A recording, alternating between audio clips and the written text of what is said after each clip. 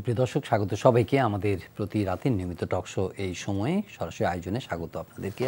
দিনের শিরোনামগুলো বলবো, এরপরে আমন্ত্রিত অতিথিদের সঙ্গে আলোচনা করব সমসাময়িক প্রসঙ্গ, বিশেষ করে বিএনপির 10ই ডিসেম্বরের সমাবেশকে ঘিরে আজকের নগরীতে যে উত্তেজনা এবং নয়াপল্টনে যে সংঘর্ষ, রণক্ষেত্র পুলিশের সঙ্গে তার বিএনপি নেতাকর্মী, সেই বিষয়গুলি আজকে আলোচনায় আসবে। নিহত একজন এবং বেশ কিছু নেতা কর্মীর তো অবশ্যই এর মধ্যে রিজভী আছেন, আমানুল্লাহ আমান আছেন, শহীদুদ্দিন চৌধুরী অ্যানি আছেন, আব্দুল সালাম আছেন সহ প্রায় 3 শতাধিক নেতাকর্মীকে গ্রেপ্তার করা হয়েছে।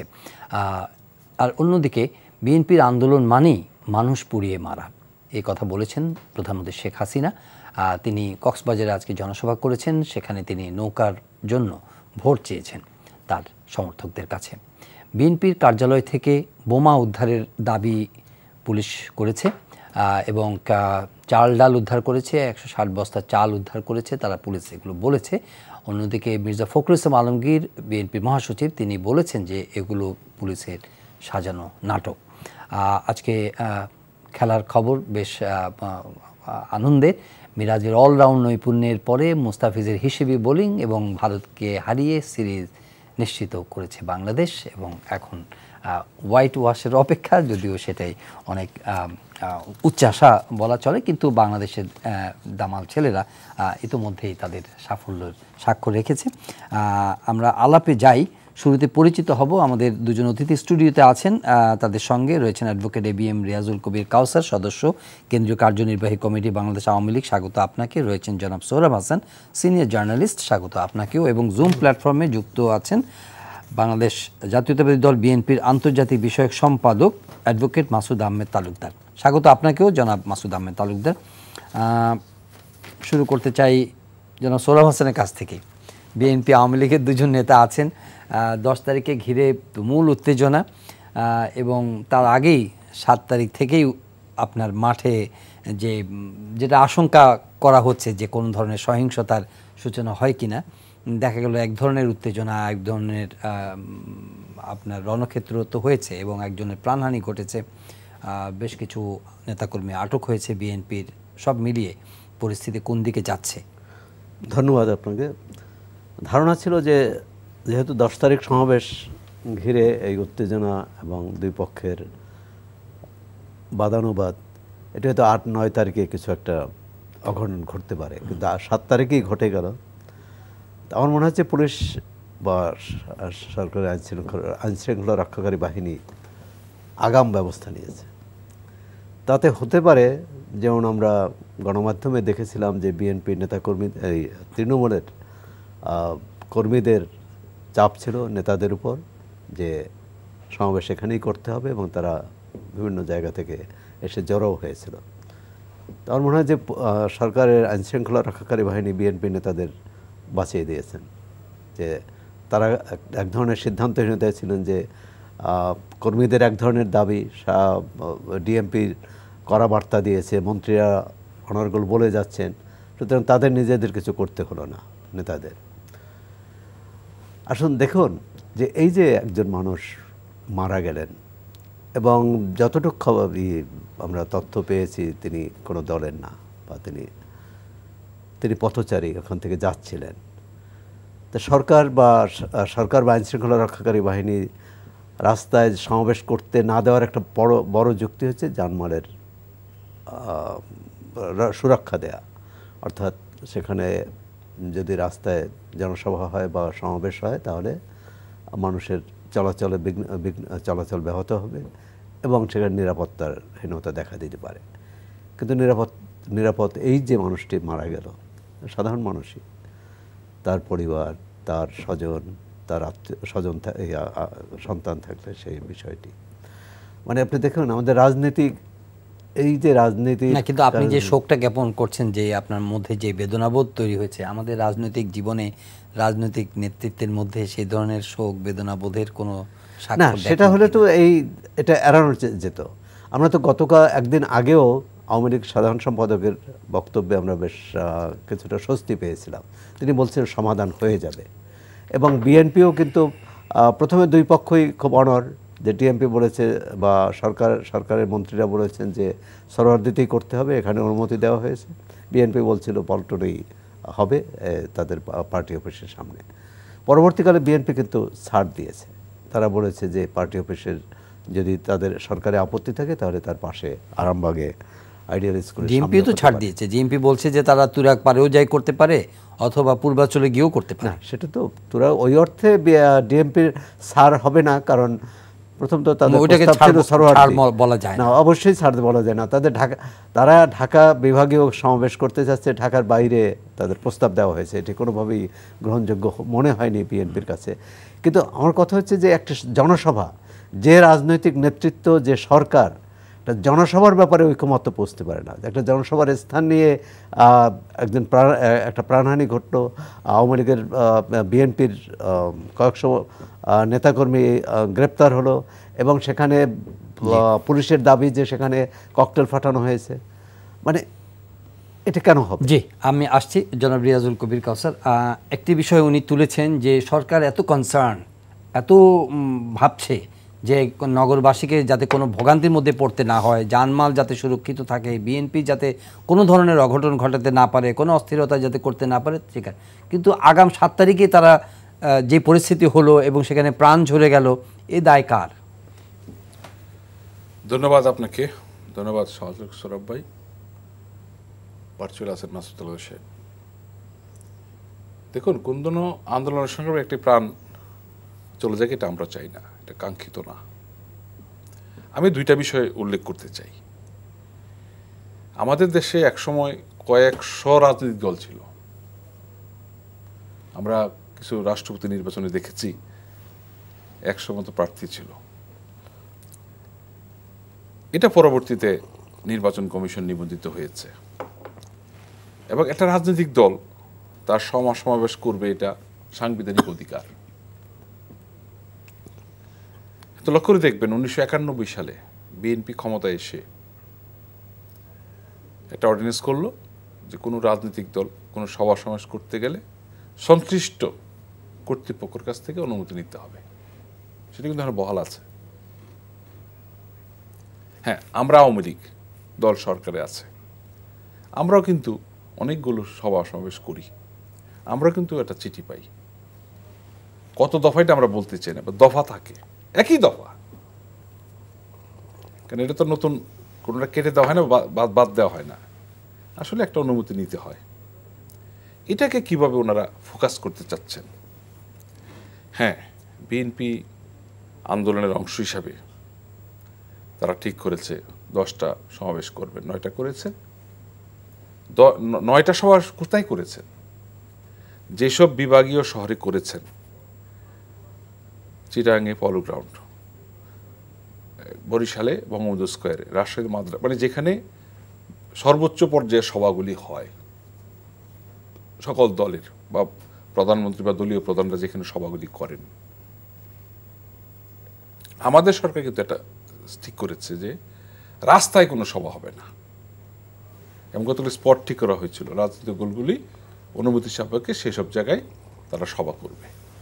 এটা কিন্তু আপনারা জানেন। আওয়ামী লীগ দীর্ঘদিন প্রথমত রাস্তায় সভা করে না, আর দ্বিতীয়ত শুক্রবার শনিবার ছাড়া কোনো সভা করে না।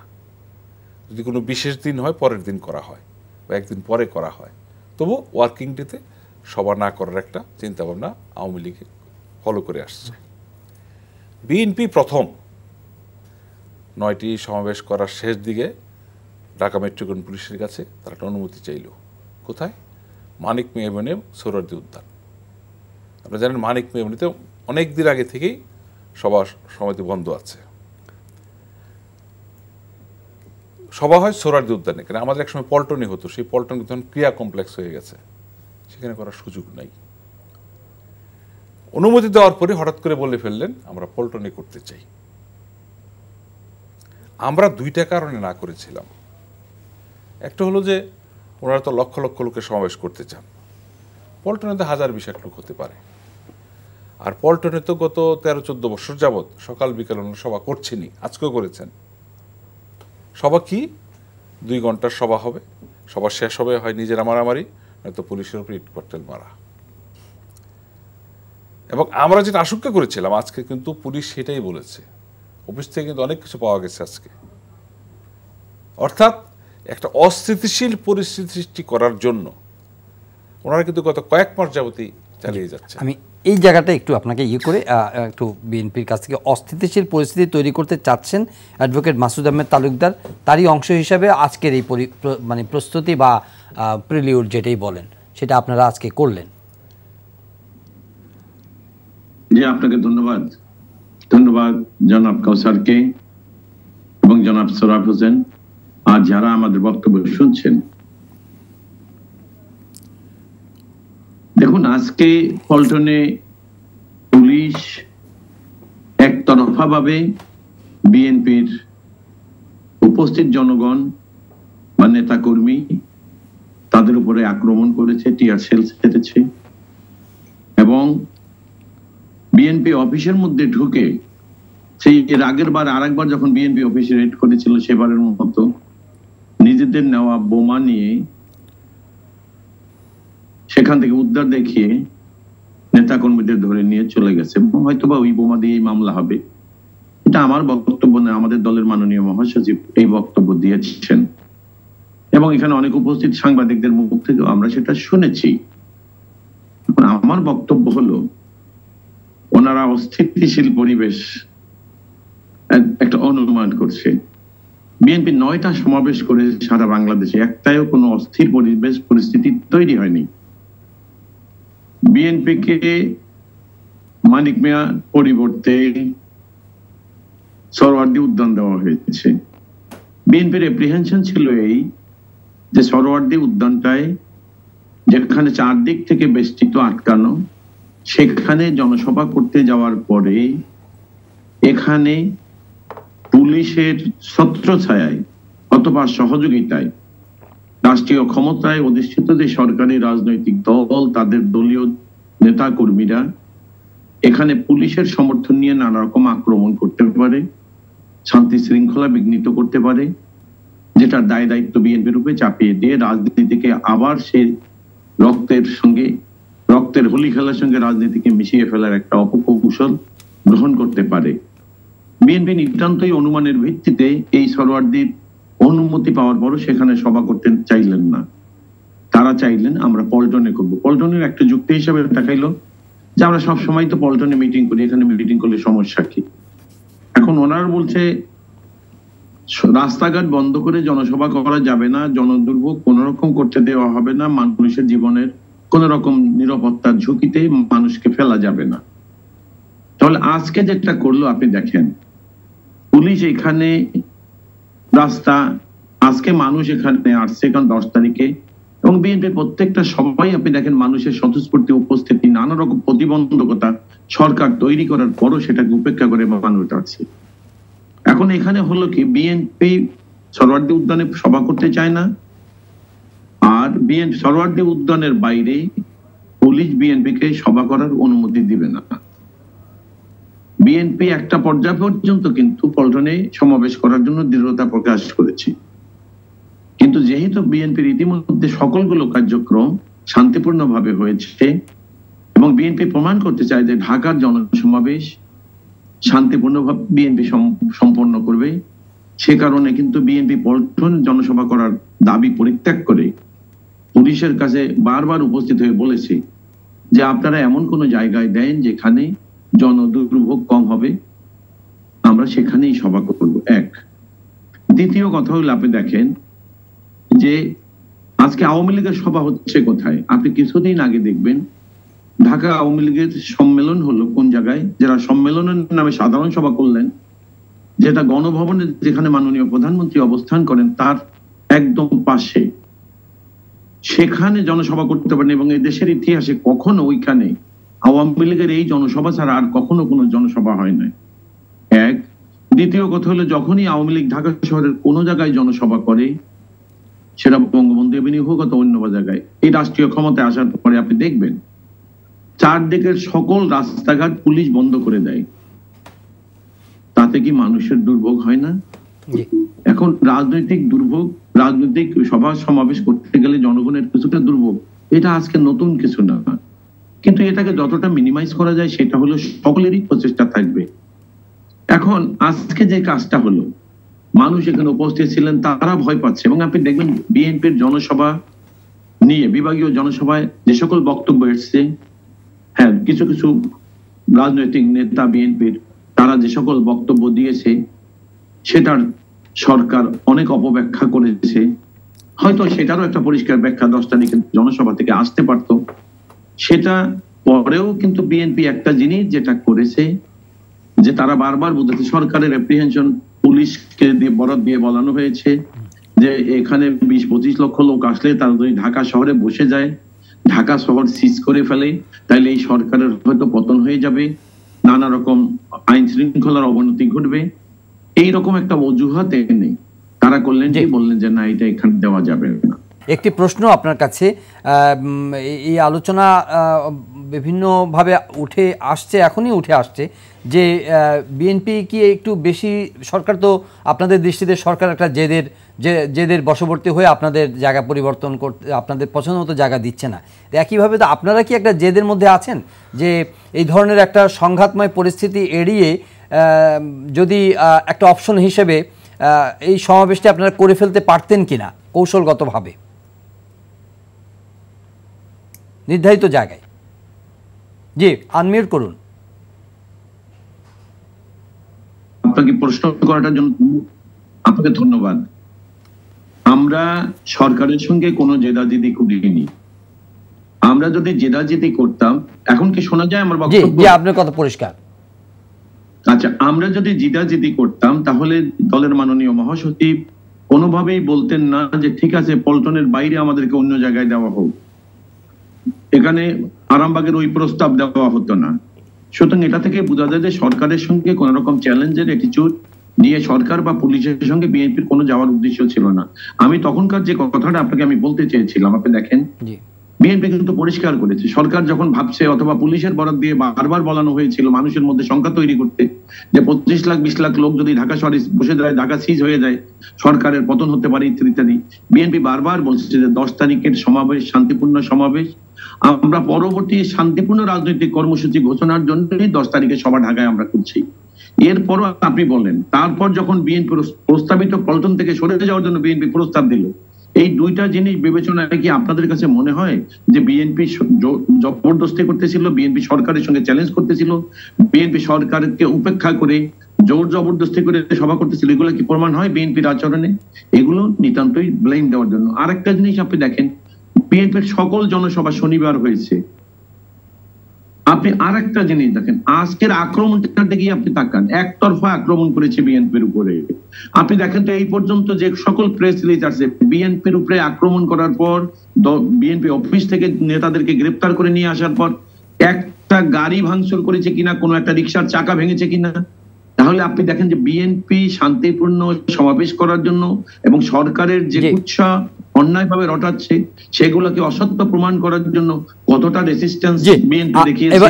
এবার আমি আসছি যেমন রিয়াজুল কবির কাউসারের কাছে, একতরফাভাবে সরকার শক্তি প্রয়োগ করছে এবং বিএনপির অভিযোগ বা এই আলোচনা আছে যে এর আগেও যেভাবে স্পেস লিমিটেড ছিল, এখনো স্পেস লিমিট করে দেওয়া হচ্ছে সরকারের তরফ থেকে। দেখুন, দেশ তো একটা সংবিধানের আলোকে পরিচালিত হয়, আর আমরা মনে করি মাননীয় প্রধানমন্ত্রী জননেত্রী শেখ হাসিনা টানা 14 বছর রাষ্ট্রীয় ক্ষমতায় আছেন। উনি কিন্তু দেশটাকে স্থিতিশীল রাখতে পেরেছেন। গত 14 বছরে আমরা এক সময় যে হরতাল অবরোধ কালচার অভ্যস্ত ছিলাম, এটা কিন্তু নেই। এবং হরতাল অবরোধ আন্দোলন জনগণের সম্পৃক্ততা না থাকে আপনি সফল হবেন না। আমরা কিন্তু এই 50 বছরে অনেক কিছু দেখেছি। হয়তো সোহরাব ভাইরা প্রাক বাংলাদেশে অনেক কিছু দেখেছেন। জাতির পিতা বঙ্গবন্ধু শেখ মুজিবুর রহমান স্পষ্ট বলেছেন আন্দোলন কিভাবে করতে হয়, কি হলে আন্দোলন সফল হয়। আমি এই কথাটা বলছি এই কারণে, দেশটা স্থিতিশীল আছে বলেই, দেশের মানুষের মৌলিক অধিকারগুলো করতে পেরেছেন বলেই মেগা প্রজেক্ট, ছোট প্রজেক্ট, মাঝারি প্রজেক্ট, 50 বছরের বাংলাদেশে 7 কোটি জনসংখ্যা থেকে এখন প্রায় 17 কোটি জনসংখ্যা, এই যে বিষয়গুলি করা আমাদের যথার্থ করতে পেরেছেন। আজকে 2.5 কোটি লোকের বসবাসযোগ্য ঢাকা শহর, কিন্তু ভিন্ন মতের তো একটা এই মেট্রো রেল না হলে ঢাকায় চলাচল অযোগ্য হয়ে যেত। পদ্মা সেতু হওয়াতে আজকে দক্ষিণবঙ্গের 22টি জেলা সুবিধা পাচ্ছে। ঢাকা চট্টগ্রাম 4 লেন হয়েছে, Dhaka Bhairab Akhaura double rail line হয়েছে, নারায়ণগঞ্জ ট্রেন বন্ধ হয়েছে কিন্তু ডবল লাইন হচ্ছে বলে বন্ধ হয়েছে। তার মানে আধুনিক প্রযুক্তি ব্যবহার করা হচ্ছে। আমরা এই যে গত পরশু দিন একটা নিউজ এসেছে যে আমরা এবারও গার্মেন্টস রপ্তানিতে দ্বিতীয় হয়েছি, আমেরিকার বাজারে আমাদের রপ্তানি বেড়েছে। আমি এই কথাগুলি বললাম কেন, দেশ যদি স্থিতিশীল না থাকতো, আমরা এক সময় দেখেছি গার্মেন্টসের ট্রাক চিটাং পোর্টে যেতে পারে নাই। গত 14 বছরে শুনেছেন কোনো একটা ট্রাক আমাদের বাড়িতে নরসিংদী পারে, আমরা দেখেছি সারা রাত ট্রাক যাচ্ছে। এই ট্রাকগুলি তো ডলার আনার ট্রাক, বিদেশি অর্থ আনছে তো এই ট্রাকগুলো, এই কাভার ব্যান্ডগুলো। ঢাকা চিটাং 4 লেন রাস্তা হয়েছে। হ্যাঁ, আমরা সংখ্যাটা কোথায়? আপনার তো মনে আছে বৈশ্বিক করোনার সময় বিএনপি থেকে কিন্তু বরাবর প্রস্তাব দেওয়া হয়েছিল গার্মেন্টস ফ্যাক্টরি বন্ধ করে দেওয়া হোক, কিন্তু মাননীয় প্রধানমন্ত্রী কিন্তু বাংলাদেশে করোনা শনাক্তের 9 দিনের মাথায় প্রণোদনা ঘোষণা করেছিলেন যে না, আমাদেরকে এই সেক্টরে ধরে রাখতে হবে। এখন তারই কি সেই এটারই প্রিএমটিভ মেজার হিসেবে কি বিএনপি সমাবেশটি যাতে মানে তারা যাতে এ ধরনের কোনো পরিকল্পনা নিয়ে এগোতে না পারে? আমি কিন্তু প্রথমেই বলেছিলাম যে দলটি সাংবিধানের ধারাবাহিকতায় মহামান্য রাষ্ট্রপতির সংলাপে যান না, যে দলটি সাংবিধানিকভাবে নতুন আইন হওয়ার পর নির্বাচন কমিশন গঠিত হওয়ার পর নিবন্ধিত দল হিসাবে নির্বাচন কমিশন সংলাপে যান না, কোন পথে যাচ্ছেন? বাংলাদেশের আর 2টা গণতান্ত্রিক দল যে কথাটা বলতে আমরা মেনে নিতাম। আমি এই কারণে স্মরণ করতে চাই যে বিএনপি দলটি কখন গঠিত হয়েছিল? 1975 সালে 15 আগস্ট জাতির পিতাকে হত্যাকাণ্ডের পর। সৌরভ ভাই ভালো বলতে পারেন, বাজা দল, জাগো দল, অনেক দল হয়েছিল, তারপর বিএনপি হয়েছে। 79 নির্বাচন হয়েছিল ক্ষমতা থেকে দল করেছিল, নির্বাচন করেছিল, এবং বিএনপি কিন্তু একটা কথা বলেন মাঝে মাঝে, বহুদলীয় গণতন্ত্র কায়েম করেছিল। হ্যাঁ, যারা স্বাধীনতার পরাজিত শক্তি পাকিস্তানে সেটেল হয়েছিল, লন্ডনে সেটেল হয়েছিল, তাদের কিন্তু 79 পার্লামেন্টে সে এমপি, মন্ত্রী, প্রধানমন্ত্রী বানানো হয়েছিল। ওটা কিন্তু বহুদলীয় রাজনীতি বলে বলার কিছু নাই। এবং জিয়াউর রহমান বঙ্গবন্ধু হত্যার যাদেরকে হত্যাকাণ্ডে যাদের বিচার রায় প্রমাণিত হয়েছে, সাজা কার্যকর হয়েছে, তাদেরকে কিন্তু তখন উনি প্রাইম পোস্টিং দিয়েছিলেন। তার মানে বঙ্গবন্ধুর খুনিদেরকে জিয়াউর রহমানই প্রমোট করেছিলেন, এটা প্রমাণ হয়েছে। এবং 75-এর পরে হাজার হাজার মুক্তিযোদ্ধাকে হত্যা করেছেন, সেনাবাহিনী কর্মকর্তা হত্যা দিয়েছেন। আমাদের শুনতে, কারণ তখন একটা গণতন্ত্র ছিল। কিন্তু অতীতের এই ঘটনাগুলো আপনি যখন স্মৃতিচারণ করছেন, অবশ্যই আপনার দৃষ্টিভঙ্গি থেকে লেজিটিমেটলি আপনি করছেন, কিন্তু গত 14 বছরে আওয়ামী লীগ তার প্রতিপক্ষকে যেভাবে ডিল করেছে সেটা কি কতটা জাস্টিফাইড হয়েছে সেটা আপনি একটু বলবেন, এবং একই সঙ্গে এটা নিয়ে যে প্রচুর সমালোচনা হয়েছে সেটা স্বীকার করবেন। আপনি কি মনে করেন যে আমাদের কোনো রাজনৈতিক দল, বা আমরা এখন নিবন্ধিত রাজনৈতিক দল বলতে হয়, যেহেতু নির্বাচন কমিশন তারা নির্বাচন করেন, তাদের কোনো মৌলিক অধিকারে সরকার আঘাত করেছে? আমি যদি স্পেসিফিক বলতে পাই, আমরা কিন্তু আমাদের দলের পক্ষ থেকে বারবারই একটা কথা বলা হয় যে নালিশ করা, অভিযোগ করা একটা নতুন রোগ হয়ে দাঁড়িয়েছে। আমি এটা হালকাভাবে নিতে চাই না। বিশ্বকাপ খেলা হচ্ছে, আমরা ফুটবল খেলা দেখছি, প্রতিদিন রাত জেগে খেলা দেখছি, এই খেলা কি ফাউল হচ্ছে না? তাই বলে কি খেলা বন্ধ হয়ে গেছে? হ্যাঁ, ফাউল হলে কেউ হয়তো হলুদ কার্ড পান, কেউ হয়তো লাল কার্ড পান। আমাদের যে নির্বাচনী আইন, নির্বাচনী অনেক কথা বলেন, বিএনপি বলেন, জাতীয় পার্টি বলেন, নির্বাচিত হোক, স্বৈরাচার হোক, যাই হোক, অনির্বাচিত হোক, রাষ্ট্রীয় ক্ষমতায় ছিলেন। সেখানে তো রেফারি নিয়ে তো কোনো প্রশ্ন নাই। আমাদের তো হওয়ার দরকার না। আমাদের রাজনৈতিক দলের ব্যর্থতাটা, আমাদের এখানে তো খেলোয়াড়রাই যারা মাঠে খেলবে তারাই তো মানে রেফারির ভূমিকা পালন করছে না, এটা ঠিক না। আমাদের ব্যর্থতাগুলো কখনো সরকারের উপর চাপাই, কখনো নির্বাচন কমিশনের উপর চাপাই। আমি একটা কথা বলতে চাই, আমি যেহেতু একটা রাজনৈতিক দলের কর্মী, একটা যে কোনো নির্বাচনে স্থানীয় সরকার, যেহেতু স্থানীয় সরকার এখন দলীয়ভাবে নির্বাচন হচ্ছে। ভোট কেন্দ্রে ভোটার আনার দায়িত্ব কি নির্বাচন কমিশনের? না, আমাদের। কিন্তু আমরা এই ব্যর্থতাটা নির্বাচন কমিশনের উপর চাপাই। আমরা ভোটারদেরকে, জনগণকে কেন্দ্রে আনবো, আমাদের এই লক্ষ্য আছে, এই কর্মসূচি আছে, এটা বাস্তবায়ন করার লক্ষ্যে আমাদেরকে ভোট দিন। যেমন আমরা কি বলছি, আমরা কিন্তু মাননীয় প্রধানমন্ত্রী 2টা জনসভা করেছেন। উনি কি বলেছেন? আমি 18 সালে যেই ওয়াদা করেছিলাম, ইশতেহার দিয়েছিলাম, গ্রাম হবে শহর, গ্রামকে উনি শহরের সুবিধা দিয়েছেন। এবং 24 সালের প্রথম যে নির্বাচন হবে সেখানে উনি বলছেন উনি আর কি কি কাজ করতে চান। এবং আমরা একটা কথা বলতে চাই, এই দেশে কিন্তু 75-এর পরে নানাবিধ সরকার এসেছে এবং আমরা লক্ষ্য করে দেখেছি 96 সালে আমরা ক্ষমতায় আসার পর দেশে যে কাজগুলি হয়েছিল 2001 সালে কিন্তু সেই কাজগুলি বন্ধ করে দেওয়া হয়েছিল।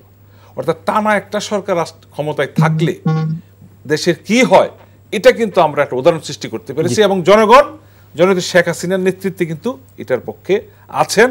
আগামী নির্বাচন ইনশাআল্লাহ থাকবেন। টানা ক্ষমতায় থাকার সুফল নিয়ে উনি বলছেন। না, বিষয় হচ্ছে সরকার সুফল মানে অর্থনৈতিক কর্মকাণ্ড, পরিকল্পনা, মেগা প্রকল্প বা ছোট প্রকল্প, মাঝারি প্রকল্প, এগুলো বাস্তবায়ন। এ নিয়ে বিতর্ক বা এ নিয়ে মত দ্বিমত থাকতে পারে, আমি ওদিকে যেতেই চাচ্ছি না।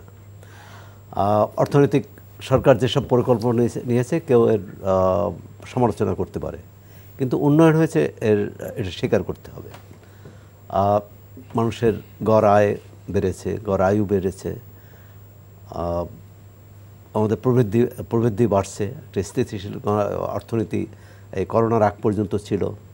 কিন্তু একই সঙ্গে বৈষম্য ছিল, সেটা স্বীকার করতে হবে। বৈষম্য আছে, বৈষম্য প্রকট হয়েছে। দ্বিতীয় হচ্ছে যে আওয়ামী লীগের 2008 সালের যে নির্বাচনী ইশতেহার বলা হয়েছিল দুর্নীতি, সন্ত্রাস, জঙ্গিবাদ, মাদক, এর বিরুদ্ধে শূন্য সহিষ্ণুতা দেখানো হবে এবং সবাই মিলে রাষ্ট্র পরিচালনা করা হবে, মানে সব মতের লোক নিয়ে। এমনকি প্রধানমন্ত্রী, যদি ভুল না বলি, অথবা আওয়ামী লীগের নির্বাচনী ইশতেহারে ডেপুটি স্পিকার বিরোধী দল থেকে নেওয়ার কথা ছিল, কিন্তু নেওয়া হয়নি। যে বিষয়টা হচ্ছে যে ভোটাধিকার, আওয়ামী লীগ যে 2008 সালে ক্ষমতায় আসলো, জনগণ তাকে ক্ষমতায় নিয়ে এসেছে। জনগণের প্রতি এই বিশ্বাসটা রাখতে হবে। কিন্তু আমাদের দুর্ভাগ্য, আজকে সংকটটা কি? সংকটের জনগণের প্রতি আস্থা নেই। কার? রাজনৈতিক দলের, কোন বিশেষ করে ক্ষমতাসীন দলের। কারণ ক্ষমতাসীন দল ভাবে যে তারা একবার যখন নির্বাচিত হয়েছে এটাই হচ্ছে গ্যারান্টেড। কিন্তু উনি তো বললেন যে এটা ধারাবাহিকতা থাকলে দেশ এগিয়ে যাবে, সমৃদ্ধি আসবে, এগিয়ে যাচ্ছে। ওনাদের যুক্তি হলো এটা। আপনি এটার সঙ্গে কিভাবে? এই যুক্তি তো 2001 সালে বিএনপি দিতে পারত, 2007 সালে যে বিএনপি 2001 থেকে 6 ক্ষমতায় ছিল, এরপর যদি আবার বিএনপি আসে তাহলে দেশের উন্নয়ন হবে, বিরোধী দল আসলে হবে না। মানে এটি তো কোনো, মানুষ কাকে চায়? মানুষ তো আমরা দেখেছি 4টি নির্বাচন মোটামুটি সুষ্ঠু হয়েছে। কোনো নির্বাচন যারা হেরেছে তারা স্বীকার করেনি যে সুষ্ঠু হয়েছে। তারপর 1991, 96-এর 12ই জুন, 2001 এবং 2008 এই নির্বাচন তো সুষ্ঠু হয়েছে, দেশের ভিতরে এবং বাইরে আন্তর্জাতিকভাবে এটা স্বীকৃত। এই নির্বাচনে মানুষ কিন্তু আওয়ামী লীগ যত বড় জনসভা করুক, বিএনপি যত বড় জনসভা করুক, দলীয় নেতা কর্মী সমর্থক দিয়ে কেউ ক্ষমতায় আসতে পারবে না। দলের বাইরের মানুষের সমর্থন দরকার হবে। সেটি আমরা 1996 সালে দেখেছি, 91 সালে দেখেছি, 2008-এও দেখেছি। কিন্তু আমরা ক্ষমতায় যাওয়ার পর তার সব দলেরই ভাষা, ভঙ্গি, আচরণ পাল্টে যায়। জবাবদিহি একটি গণতান্ত্রিক সরকারের প্রধান যে শর্ত, সেটা হচ্ছে জবাবদিহি থাকা। আমি কি কাজ করেছি সেটা জনগণ জবাবদিহি তার কাছে চাইতে পারবে। কিন্তু আমাদের সংসদ হবে, যে সংসদীয় গণতন্ত্রের সংসদ রাজনীতির কেন্দ্রবিন্দু হবে। আমরা কি সংসদকে রাজনীতির কেন্দ্রবিন্দু দেখছি? আমি অর্থনীতির বিষয়ে যাচ্ছি না। মানুষের ভোটাধিকার, কাউসার ভাই এখানে আছেন, তিনি কি বলতে পারবেন 2018 সালে মানুষ ভোট দিতে পেরেছে? তার ইচ্ছা মতো ভোট দিতে পেরেছে, ভোট কেন্দ্রে গিয়েছে? যদি না হয়ে থাকে তাহলে, এবং আওয়ামী লীগ নেতারাও বলছেন যে আগামী নির্বাচন 2018 এবং 14 মতো হবে না। জি, তার মানে তারা স্বীকার করেছে ওই নির্বাচনে ভুল ছিল। নির্বাচন 2024 সালের মতো হবে। 24 সালে সব নির্বাচনই সব 24 সালের মতোই হবে। 24 সালের মতো হবে, মানুষ ভোট দিতে পারবে এই নিশ্চয়তা চায়।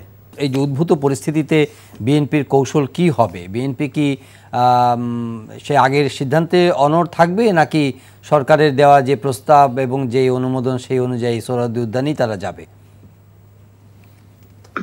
দেখুন, বিএনপি পরিষ্কারভাবে জানিয়ে দিয়েছে সোহরাওয়ার্দী উদ্যানে তারা জনসভা করবে না। কি কারণে করবে না? যে সোহরাওয়ার্দী উদ্যানে গেলে পুলিশ এবং আওয়ামী লীগের নেতা কর্মীদের সহযোগিতায় একটি অঘটন ঘটার সম্ভাবনা। সেটা তো ধরুন, ওটা যদি ধরে না হয়, সেটা তো আজকেও তো ধরেন আপনাদের অভিযোগ অনুযায়ী সেখানে পুলিশ হামলা করতে পেরেছে বা পুলিশ হামলা করেছে। জি, তো এখন আপনি দেখুন, সেটা তো যে কোনো জায়গায় করতে পারে যদি চায় তারা। আপনি ঠিকই বলেছেন যে পুলিশ, আমাদের যেটা অ্যাপ্রিহেনশন ছিল যে সোহরাওয়ার্দী উদ্যানে গেলে এরকম একটা ঘটনা ঘটতে পারবে, আজকে পুলিশের বেষ্টনী দিয়ে তার মাঝখানে আওয়ামী লীগ সশস্ত্র অবস্থায় মিছিল করেছে, আর ওদিকে বিএনপির নেতা কর্মীদের উপরে মানে নির্যাতন আমি চলছে। প্রশ্নটা করেছি, এবারে আমি বলতে যাচ্ছি যে আপনি শুনুন, তাহলে যেটা বিএনপি অ্যাপ্রিহেনশন করলেন যে পল্টনে যেটা হতে পারে, তারা যখন দেখলো যে বিএনপি পল্টনে সোহরাওয়ার্দীতে না গিয়ে এখানে সভা করছে, তখন তারা তাদের কর্মসূচি যেটা বিএনপির ধারণা ছিল সেই ধারণা তারা বাস্তব রূপ দিয়ে দিলেন আজকে এখানে। সুতরাং এখানে বিষয়টা এটাই ছিল, বিএনপির পুলিশের আজকে অন্যায় আচরণই প্রমাণ করছে যে বিএনপির চিন্তা ভাবনাটা যুক্তিসঙ্গত ছিল সোহরাওয়ার্দীতে না যাওয়ার। এবারে অন্য কথায় আমি আসি, আপনি শুনেন। রিয়াজুল কবির কায়সার বলেছে সরকার একটা সাংবিধানিক সরকার। সরকার যদি দেশ সাংবিধানিকভাবে চলে কখন? যদি দেশের সরকার সাংবিধানিকভাবে নির্বাচিত হয়। আমাদের দেশের সরকার কিভাবে নির্বাচিত হয় তো আপনারা দেখেছেন, জানেন সবাই। দেশের উন্নয়নের কথা বলেছেন, দেশের উন্নয়ন যতটা না হয়েছে তার চেয়ে আওয়ামী লীগ করা মানুষের ভাগ্যের উন্নতি তার চেয়ে অনেক বেশি হয়েছে। এখন একটা কথা আছে, আমরা শুনেছি ছোটবেলা থেকে, চোরের মায়ের বড় গলা।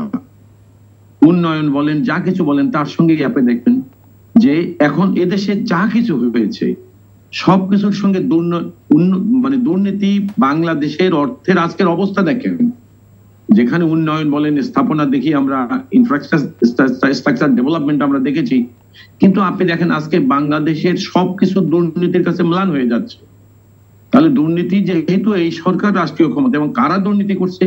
রাষ্ট্রীয় ক্ষমতা ব্যবহার করে বা সরকারকে ক্ষমতায় আনার জন্য যারা বেআইনি ভাবে, অসাংবিধানিক ভাবে এই সরকারকে ক্ষমতায় বসিয়েছেন এবং পাহারা দিয়ে রেখেছেন, তারা যখন সবাই একাকার হয়ে গেলেন দুর্নীতির সঙ্গে, তখন আজকে দুর্নীতি এই দেশে উন্নয়ন মুখ বড় করে বলার মতো আর কোনো অবস্থা অবশিষ্ট থাকে না। এখন আর একটা জিনিস দেখেন যে বিএনপি আজকে কি করবে, আপনি আমাকে প্রশ্ন করেছেন। বিএনপি সেটাই করবে। বিএনপি শান্তিপূর্ণভাবে রাজনীতি করতে চায়, শান্তিপূর্ণভাবে ক্ষমতার পালাবদল চায়। বিএনপি চায় জনগণের ভোট জনগণ দিয়ে সরকার নির্বাচন করুক। বিএনপি চায় আওয়ামী লীগ যে জনগণের ভোটাধিকারকে হরণ করেছে সেগুলো সমাজে ফেরত আসুক। বিএনপি এটাও বলেছে বিএনপি রাষ্ট্রীয় ক্ষমতার জন্য আন্দোলন করছে না। বিএনপি কথাও বলেছে যে নির্বাচন যদি নিরপেক্ষভাবে হয় এবং জনগণ ভোট দিয়েও বিএনপিকে ক্ষমতায় আনে, তারপরও বিএনপি চায় আওয়ামী লীগের সৃষ্ট যে সকল জাতীয় সমস্যা সেগুলো একটা জাতীয় সরকারের মাধ্যমে আমরা এটাকে অ্যাড্রেস করবো। কিন্তু আপনি দেখবেন আওয়ামী লীগ ক্ষমতায় এসে যত সমস্যাই হয়েছে, এর প্রত্যেকটা সমস্যাই জন্ম দিয়েছে আওয়ামী লীগ, কিন্তু প্রত্যেকটাই জাতীয় সমস্যা হয়েছে। কিন্তু কোন সমস্যায় ঐক্যবদ্ধ জাতি বা জাতিকে নিয়ে এই আওয়ামী লীগ একসঙ্গে বসে তার সমাধান। এই জায়গাতে আমি একটু রিয়াজুল কবির সাহেবের কাছে যেতে চাই। আমি আমার কথা আরেকটু একটা লাইন একটু শেষ করে দিই। নিশ্চয়ই। এখন রাষ্ট্রের সকল প্রতিষ্ঠান যারা আওয়ামী প্রতিষ্ঠান বানিয়ে দিয়েছে, সেই দেশে আপনি বলেন নির্বাচন কমিশনের কথা বলছে, আমাদের সংলাপে যাইনি ওনারা বলছে। আরে আপনারা সংলাপ কাকে দিয়ে করাবেন? আপনাদের তৈরি করা লোক, আপনাদের লোক যাদের বিরুদ্ধে আপত্তি আছে তারা প্রার্থী বাছাই করছে। আমরা এবং সর্বশেষ আপনি দেখেন আজকের নির্বাচন কমিশনার তিনি বললেন ইভিএম এর ব্যাপারে যে এখানে রাজনৈতিক দলের মতামত যাই সে থাকুক না কেন, আমরা কারো বিষয় না নিয়ে 50% ইভিএম এ যাওয়ার সিদ্ধান্ত গ্রহণ করেছি।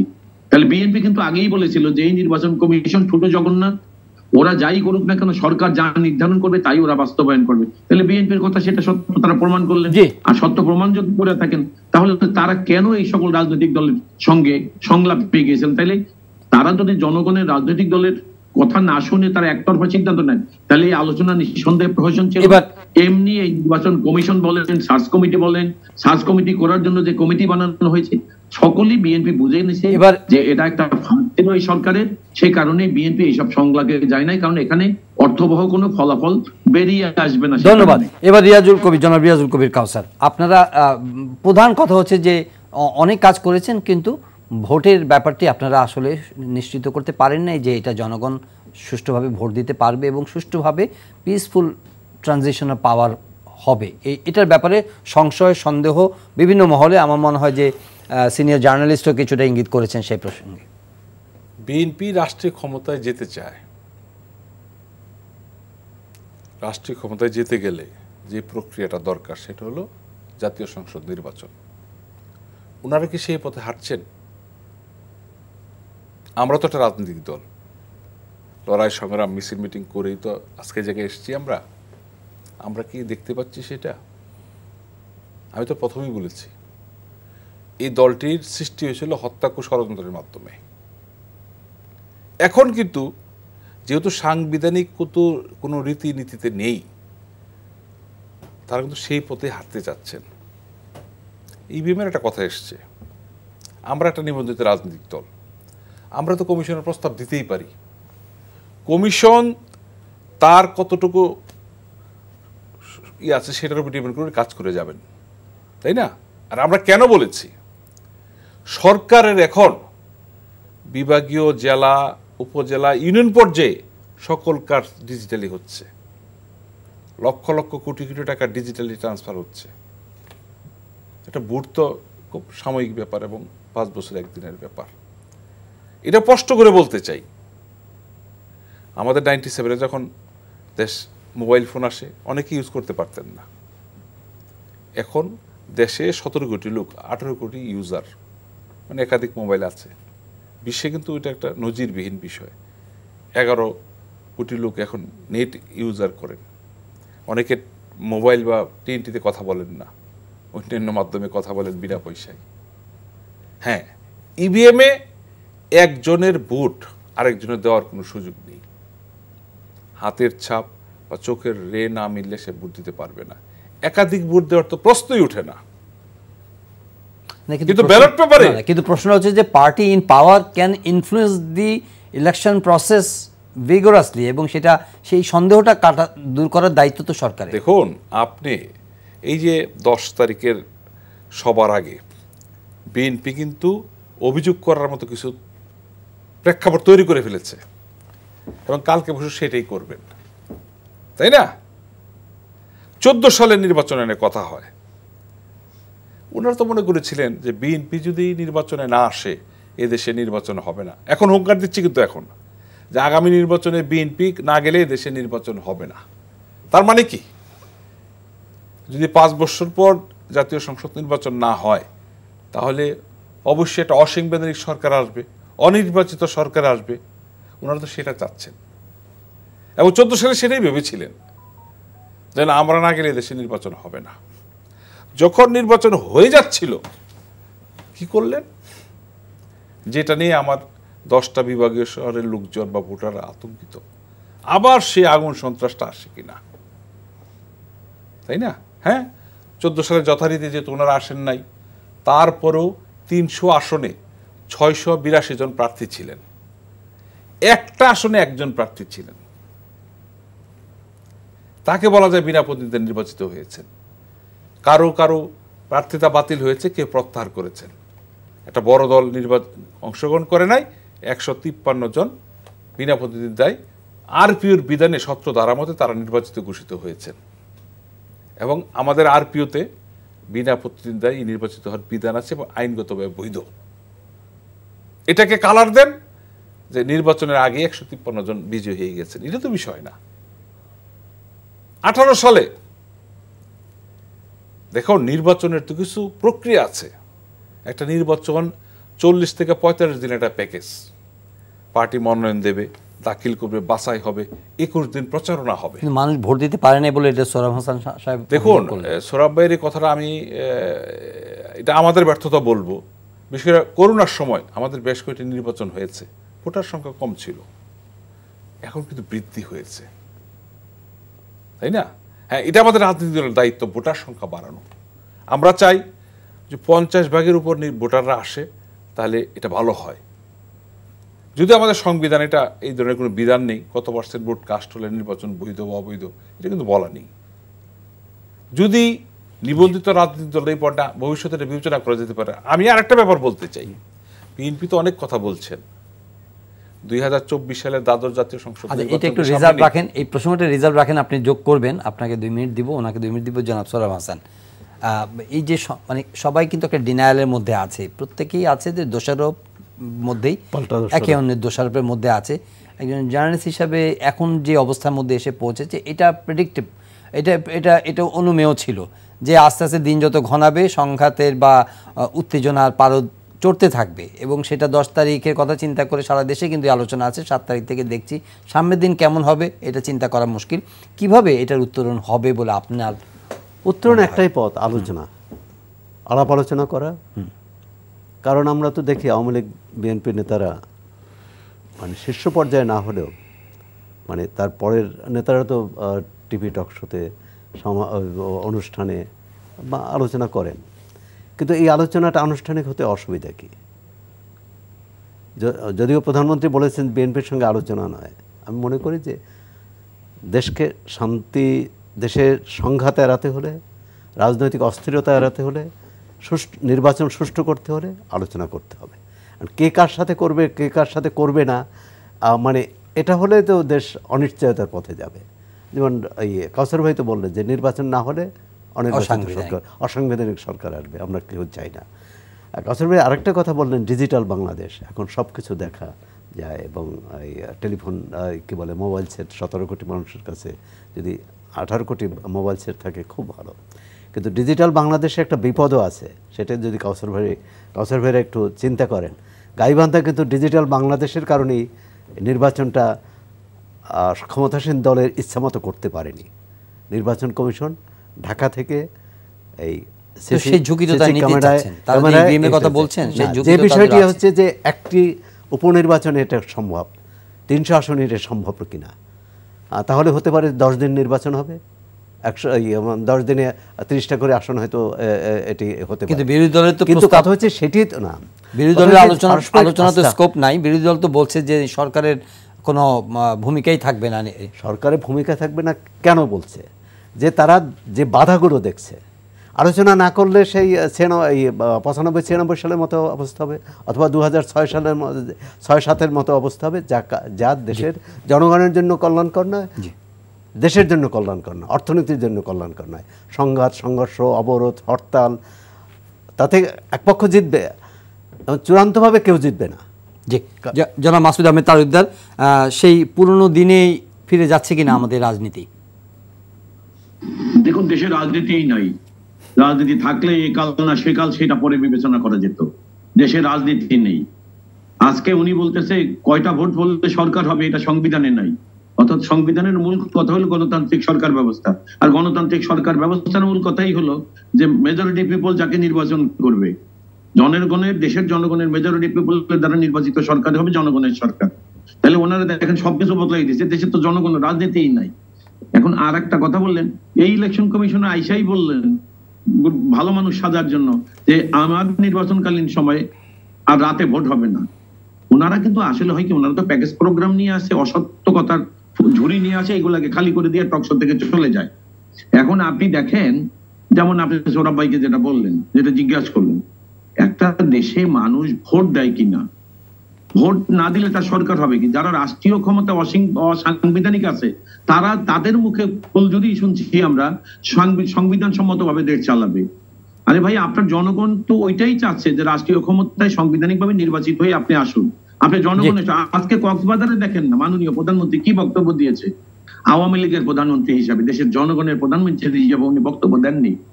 আমাদের বক্তব্যটা ওইখানেই যে দেশের প্রধানমন্ত্রী ভোটে নির্বাচিত হওয়ার পর যে দল থেকেই হোক, তিনি দেশের প্রধানমন্ত্রী হবেন, জি। গণতান্ত্রিক সরকার, সেটাই হলো নিয়ম। এখন আমার কাছে একটা জিনিস যেটা খারাপ লাগে সেটা হলো যে এই যে টানা ক্ষমতায় আওয়ামী লীগ, এই টানা ক্ষমতায় থেকে কি করছে? টানা দুর্নীতি করেছে। দেশের উন্নয়ন এগুলা যে কোনো সরকার, আপনি আইয়ুব খান অনেক স্থাপনা কইরা দিয়ে গেছে না? তাহলে আইয়ুব খানের বিরুদ্ধে আমরা আন্দোলন করেছিলাম কেন? বৈষম্যের কথা তখন তুলে ধরেছিলাম কেন? এই কারণে যে শুধু উন্নয়ন দিয়ে মানুষের গণতান্ত্রিক অধিকারকে আমরা বিলীন করে দেওয়া যায়। জি, ধন্যবাদ। তো আমি আপনাকে শেষ কথাটা এইভাবে বলতে চাচ্ছি, দেখেন যে এই দেশে এখন আমরা যেটা চাচ্ছি যে একটা গ্রহণযোগ্য নির্বাচন হবে, বিএনপি সেখানে যাবে। আর ইভিএম এর কথা, গাইবান্ধায় আপনি দেখেন ইভিএম এর মাধ্যমেই কিন্তু গাইবান্ধার উপনির্বাচন হওয়ার কথা। সেখানে কিন্তু প্রমাণ করছে, ইলেকশন কমিশন দেখিয়ে দিল যে ইভিএম এর স্টেশন দখল করে রেখেছে এবং ওইখানে ভোট ঢুকতেছে। ইলেকশন কমিশন বলেছে, ওই ভোট বলতে তারা বুঝিয়েছে যে হয় সরকারের আনুকূল্যে পাওয়া পুলিশেরা অথবা সরকার দলীয় ক্যাডাররা নিজেরা ধন্যবাদ ঢুকে ওখানে জোর করে ভোটের ছাপ। ধন্যবাদ জনাব তালুকদার। সুতরাং আমার শেষ কথাটা এটাই যে ওখানে ইভিএম এ ভোট নিরাপদ না যদি রাষ্ট্রীয় ক্ষমতায় জনগণের সরকার না থাকে। আমাদের বক্তব্য একদম পরিষ্কার, নির্বাচনকালীন সময় আমরা একটি অনির্বাচিত সরকার চাই যাতে মানুষ মানুষের ভোট দিতে পারে। সরকারের সাজানো, আপনি দেখেন না ইলেকশন যথেষ্ট ক্লিয়ার, আপনার বক্তব্য ক্লিয়ার জনাব। আজকে সময়ে সংক্ষিপ্ততা আছে। এবিএম রিয়াজুল কবির কাউসার। না, দুর্নীতি দুর্নীতি দুর্নীতি একাধিকবার বলেছেন, জি, একাধিকবার দুর্নীতিতে চ্যাম্পিয়ন হয়েছেন এই দলটি। ওনাদের মুখে এটা মানায় না। হ্যাঁ, জননেত্রী শেখ হাসিনা নেতৃত্বে আওয়ামী লীগ সরকারের বিরুদ্ধে যদি কোনো দুর্নীতির অভিযোগ থেকে থাকে, আমাদের কিন্তু বেশ কয়েকটি ফোরাম এখন আছে, ওনারা সেখানে যেতে পারেন। তবে সেখানে যেতে গেলে দালিলিক প্রমাণ লাগবে। না, সংকট উত্তরণের প্রসঙ্গে আপনার শেষ বক্তব্য শুনব। আরেকটা হলো 2014 সালের নির্বাচন নিয়ে আমি যে কথাটা বলতে চেয়েছিলাম, এই নির্বাচনটাকে মানে গ্রহণযোগ্য করার জন্য, সমবিহিত করার জন্য ওই দলের থেকে কোনো প্রস্তাব দেওয়া হয়েছে যে না এই বিষয়গুলি করলে, এই আইন চেঞ্জ করলে বা এই বিধিমালা পরিবর্তন করলে নির্বাচনটা আরও গ্রহণযোগ্য হবে, বা ইভিএমে কোনো পরিবর্তন আনা যায় কিনা, এটা কিন্তু দিচ্ছেন না। আর সৌরভ ভাই বললেন যে আলোচনায় বসতে চান, তাই না? তো যেই দলটা নির্বাচনের জন্য প্রথমত বসতে হবে নির্বাচন কমিশনের সাথে, সেটা বসছেন না। জনাব মাসুদ তালুকদার, আমরা কিন্তু আপনাকে আর সময় দিচ্ছি না, আমরা শুনছি না। লক্ষ্য করে দেখবেন, এবার যেহেতু নির্বাচন কমিশন নিয়োগের সময় মহামান্য রাষ্ট্রপতি একটা সংলাপ করেছিলেন, এই সংলাপে কিন্তু ম্যাক্সিমাম রাজনৈতিক দল বলেছে এইবারের নির্বাচন কমিশনটা আইন করে করা উচিত, এবং মহামান্য রাষ্ট্রপতি সরকারকে সেটা জানিয়েছে। সরকার কিন্তু অল্প সময়ের মধ্যে হলো সংসদে সেই আইনটি পাশ করেছে এবং সেই আইনেই নির্বাচন কমিশন গঠিত হয়েছে। এই দলটি যদি আমরা সংলাপে বসতে চাই না, কিন্তু নির্বাচন কমিশনের সাথে বসলে নির্বাচন কমিশন তো সরকারকে বলতে পারতো যে হয়তোবা যেহেতু আইন পরিবর্তনের জন্য সরকার দরকার, পার্লামেন্ট দরকার, তাই না? নির্বাচন কমিশন কোনো আইন প্রণয়ন করতে পারবে না। আপনি বলছেন যে বিএনপি রেসপন্স করছে না, অর্থাৎ অশুভ দিকে এগোচ্ছে, অসাংবিধানিক পথে যেতে চাচ্ছে। কিন্তু সরকার ক্ষমতায় আছে, সরকার তো একটা সুষ্ঠু ভোট করার ব্যাপারে দায়বদ্ধ।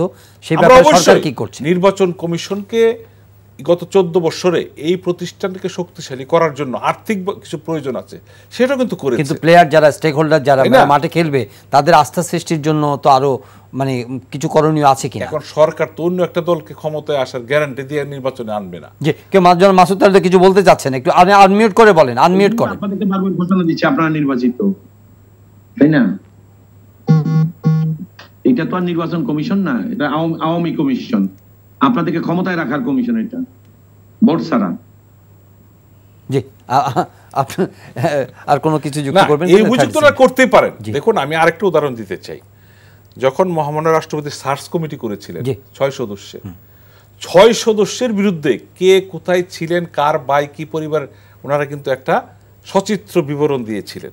লক্ষ্য করে দেখবেন, এই নির্বাচন কমিশন গঠন করার পর এই 5 জনের বিরুদ্ধে কোন ধরনের সংশ্লিষ্টতা কিন্তু ওনারা দেখাতে পারেন না। থাকতো তারা দেখাতেন। দেখুন, আমার কথা আমি প্রথমে বলেছি যে নির্বাচন কমিশন রেফারির ভূমিকায় থাকবে। ওনাদেরকে তর্কিত করা, বিতর্কিত করা আমাদের রাজনৈতিক দলের কাজ না। আমাদের কাজ হলো সংবিধানের মতো নির্বাচন হচ্ছে কিনা আমরা আমাদের দলের পক্ষ থেকে সেটা দেখতে চাই, সেইটা জি জনাব সালাম হাসান, আপনি 30 সেকেন্ডে যদি কিছু বলতে চান। নির্বাচন শুধু কাঠামোগত ব্যাপার না, এর অন্তর্নিহিত যে শক্তি বা গণতন্ত্র সেটা যদি না থাকে, নির্বাচন নিয়ে যে সংকটটা তৈরি হয়েছে সেটি যদি ক্ষমতাসীন দল না বুঝতে পারে তাহলে কিন্তু সমস্যার সমাধান হবে না। যেটি আপনি বলছেন যে বুঝতে পারছে না, যেটি বিএনপিও 2006 সালে বুঝতে পারেনি। সুতরাং তাহলে সংকট কাটবে না যতক্ষণ পর্যন্ত সেটা না বুঝে। আওয়ামী লীগ আজকে যেহেতু ক্ষমতায় আছে, বিএনপি আওয়ামী লীগ বিষয় না, যারা ক্ষমতায় আছে তারা যদি সংকটের মানে ভেতরের বিষয়টি না বুঝতে পারে তাহলে ভেতরের বিষয়টা বোঝা মানে তো নিজের মানে নির্বাচনে যাওয়া মানে নিজের ক্ষমতা হারানোর একটা ঝুঁকি। দুই দলে যারা মানে ইনকামবেন্ট থাকে তারা কেউই এটা বুঝতে চায় না। ক্ষমতা হারানো বা পাওয়ার কথা আমি বলছি না, এটা জনগণ ঠিক করবে। ওকে, আজকে আর সময় নেই। ধন্যবাদ জনাব সালাম হাসান, ধন্যবাদ এবিএম রিয়াজুল কবির কাউসার, ধন্যবাদ অ্যাডভোকেট মাসুদ আহমেদ তালুকদার। এই আলোচনা চলতেই থাকবে এবং আমরা আশা করি যে উত্তেজনা, সংঘাত, সহিংসতা নয়, রাজনীতিতে একটি সম্প্রীতি, এক ধরনের সমঝোতা, এক ধরনের আলোচনা, এক ধরনের সংলাপ সেগুলো চালু থাকুক এবং তার মাধ্যমেই জনজীবন নিরুপদ্রব থাকবে, জনজীবনে শান্তি থাকবে এবং দেশের পরিস্থিতি নিয়ন্ত্রণে থাকবে, সেরকমই সবার আশাবাদ। সবাই ভালো থাকবেন, দেখা হবে আবারও পরের অনুষ্ঠানে। চাইলে আপনারা অনলাইনে অনুষ্ঠান দেখতে পারেন, ভিজিট করুন ntvbt.com। এছাড়া ইউটিউব ভেরিফাইড ফেসবুক পেজে আমাদের জনপ্রিয় অনুষ্ঠান খবরের আপডেট চাইলে আপনারা জেনে নিতে পারেন।